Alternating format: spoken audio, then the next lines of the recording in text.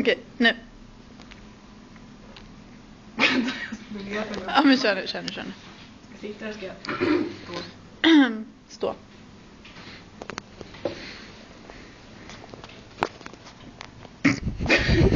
Ska jag börja då? Kör. I like kung fu. Jävla uttal alltså. Kung fu. Jag ska vara lite halvsuglig på engelska. Okej, jag får hindi. I like kung fu.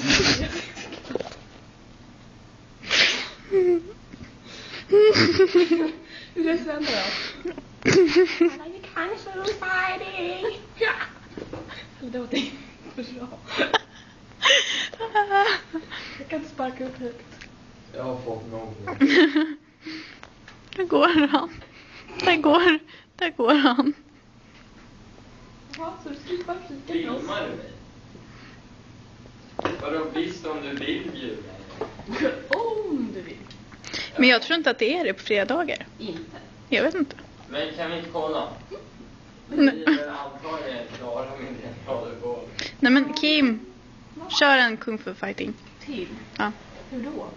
Nej, men seriös nu. Jag visar bara. Jag vet inte. Skämt. Jag är psykiskt skadad. Okej, kör. Ja, men... Nu.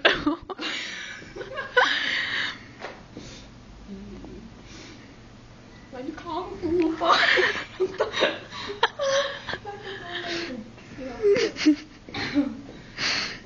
Okej, kan jag klara 10 sekunder? Nej. Men du kan få. Nej, du ska själv. Nej. Jag vet inte hur svårt det är. Jag kan gå bara fingret.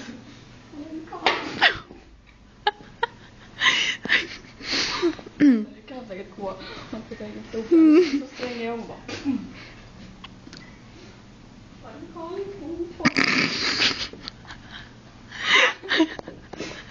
Ja.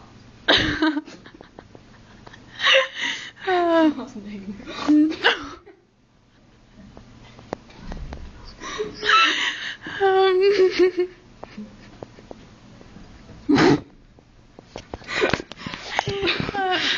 Fått på min hand.